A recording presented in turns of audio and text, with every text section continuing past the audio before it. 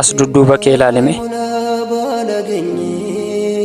An kan jedhu garuu ammattoonni keessin fudhatiin jedheeti maal gochuufati? Eenyudhaan anaan moo?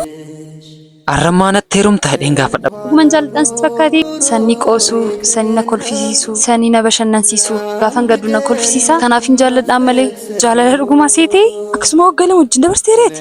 Akka waggaa lama duukaa jiraadheera natti heerumtaa jedheen gaafadhaan. Tin godha kanas. Amma tin jaallattu ni ka. Maalin irraa fuudhaa? An qoosaasaa duwwaan jaalladha baqa. Qoosaasaa? ሰማት ዘንኩት አደርሰኝ ልጅነቴን አልኩት Hello. Ana ammoo qoosaa koo jaallattaa yaati. Nu dhagaa olii. Siinis qoosaa keessan jaalladha. As dudduuba kee ilaalime. Qoosaa barbaadda taanaan jireenya namaa irratti qoosama miti. Guddaa galatoo. Qubiilaa baachaa ture.